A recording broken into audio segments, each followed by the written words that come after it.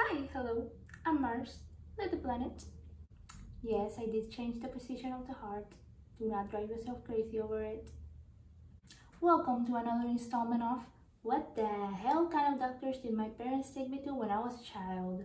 So today's story from the very long list of absolutely insane doctors that I have had the luck to see throughout my entire little life. We get to talk about the doctor that poisoned my mom. You didn't, that is not clickbait. You did, in fact, read that right. So it all started when I was a young child and I suddenly stopped talking. My parents were rightfully very concerned. Well, my mom was. And she, obviously, like any other responsible parent, decided to get to the bottom of why her child was not being verbal and took me to a psychologist. Well, this wasn't my first psychologist, it was one of them. So I was probably around maybe 6 or 7, and she found me this doctor. He had good reviews, he was semi popular back in the 2000s. So she took me to him. She made me some appointments, and I was on my way to get some therapy. I think from the get-go there was something like insanely off about him. There was just something not quite right over here. Like something was off. Something wasn't clicking. But I was a small child. I was getting therapy. Doctors don't know best. At first, he at first he did start off with no more questions, trying to figure out if it was some sort of trauma, if something had happened to make me stop talking, if there was a peculiar reason why I wasn't talking, if I didn't want to talk, stuff like that. Normal therapist stuff. He started asking me really weird questions. Like he would ask me things like, hey, imagine if your entire family was on fire, what would you do? If somebody came in and killed all of your family members, what would you do? What would your reaction be to that situation? Quickly close your eyes and imagine that the whole building right now is on fire. Stuff like that. That just didn't seem very normal. But I was a child, so I didn't know that wasn't normal. He would pull out like random puzzles and tell me to like finish them, or else something bad was gonna happen, or he would, I don't know, ask me like super really weird questions. He would go on rants about like different things about the world. He would go on rants about politics. He would just, his behavior started becoming like really alarming. He would pull out like little puzzle toys and he would do them himself and just absolutely lose it if it didn't like fit together well.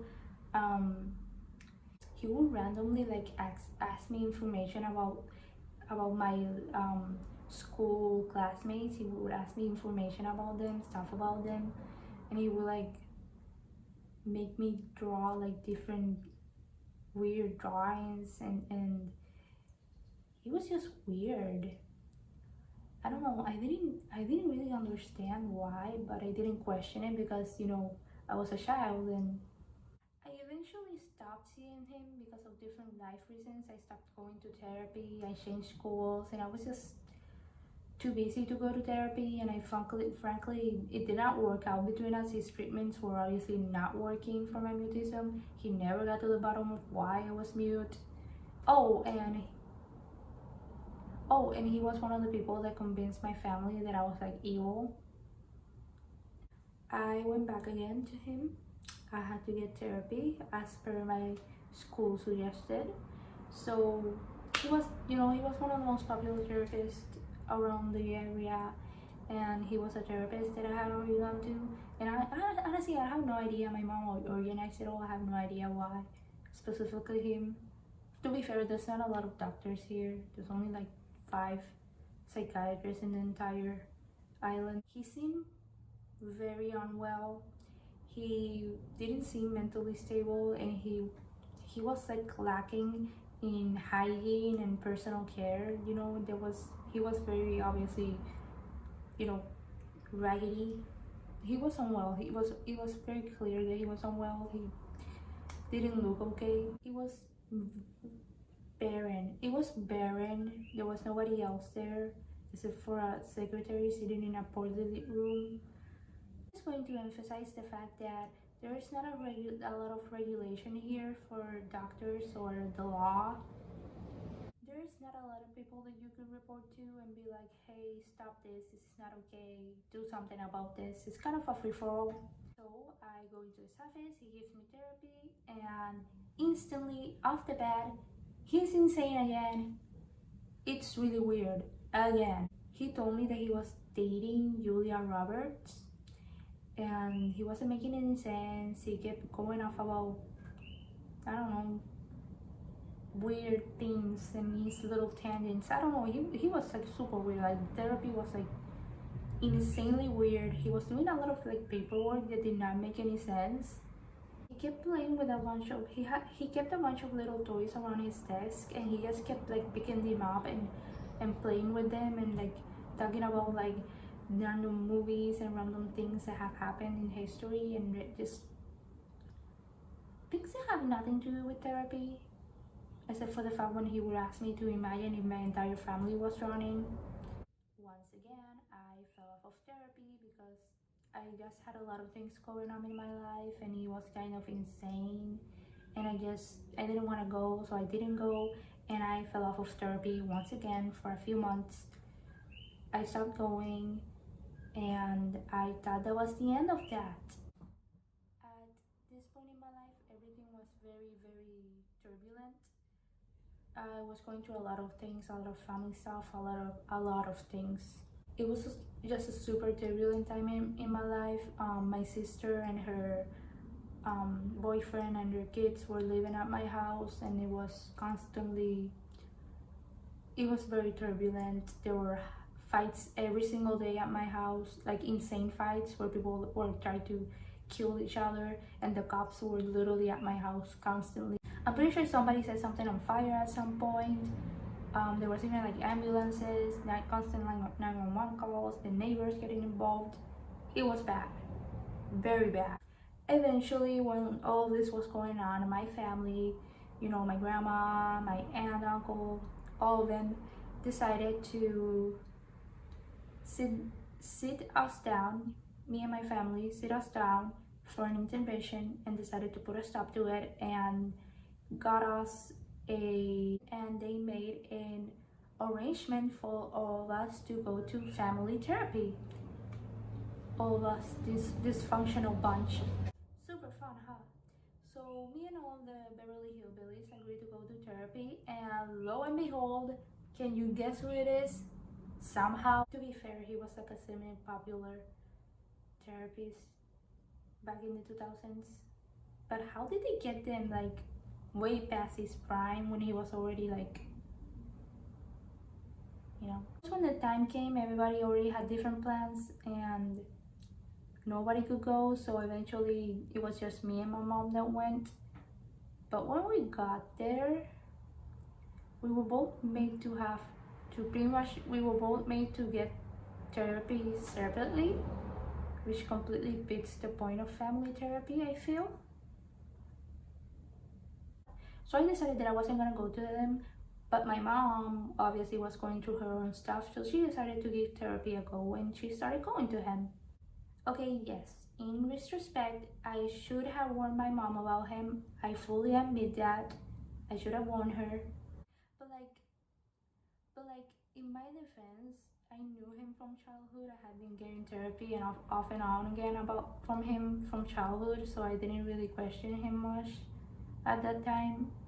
I mean, I was only a teenager, I wasn't really making the most sound of decisions, so it just completely bypassed me and I didn't really thought about my mom having to come face to face with the absolute lunacy that this person, and I don't want to call him a lunatic because maybe he was mentally unwell, but when he was normal, when he was mentally stable, he was still a lunatic. So I feel like it's okay to call him that because that's just who he is. It's just that now he also seemed to be going through some things. So my mom kept going, to a few therapy sessions every week. Things started going smoothly, I think. I don't know. I didn't go to these therapy sessions. Maybe he had a completely different method of treating adult women.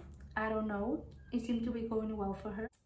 So here's a huge red flag. Since he knew that she was like anxious and depressed, he reached into one of his drawers and pulled out a bottle of pills and gave them to her. Another huge red flag is the fact that only psychiatrists are allowed to give out medicine, not psychologists. So that's another red flag. Nevertheless, she did take them. I guess a doctor is a doctor and she just wanted her medicine. She just wanted to feel better, so she took them. And then about a week later, a few days later, she started to get very, very sick. She was not feeling okay. She had a very, very weird side effects, and it came to a point where she was barely conscious most of the time, and she was just like not feeling okay at all. She became super ill. She became very, very ill, and she had to go to the doctor because she was literally barely, she was about to collapse, basically. I have no idea what the hell he gave her. We just know that she got super sick and she almost collapsed, and she literally had to go to the doctor about it. And she, I think, did she go to the hospital? I don't remember. But she literally got super sick from it and was barely conscious, and her body was literally shutting down on her. Literally up to this day, I have no idea what the hell it was. She still went back one last time and she noticed that he was acting mega weird again, and something about him must have weirded her out, because I'm pretty sure she didn't want to go back again. I don't know if she asked her about the pills. I don't think she did, because she didn't. I guess at the moment she just thought that maybe the medicine made her sick, but it wasn't like the doctor's fault. You know, he was a doctor. But she noticed that something just seemed. But she noticed that something just seemed incredibly off about him that day, like extra off. Like he was usually cuckoo for bubble pops, but this particular day he was extra off. Like enough for my mother to, for my oblivious to almost everything mother to notice. And she left like super weirded out. She didn't even actually get her therapy because she was just completely sketched out, like fully sketched out. And this woman believed that her best friend was a vampire. A few days later, my mama got her blood work back, and she really wanted to know what the hell kind of medicine he gave her. So we went back to his office to question him about the medicine and get to the bottom of what the hell had happened with the medicine. You know, like what happened with the medicine? Why did it react like that in her? Like what happened? Why did it make her sick? So we went back to his office, and nowhere to be seen. Like he just fully disappeared. Nothing was there. He was fully gone. Like everything just up and vanished. No trace of him. There was literally no trace of him. We have no idea where he went or what happened to him, and we still don't know. Up to this day, we still don't know what happened to him. He may be hiding out in Costa Rica. So yeah, that's it, I guess.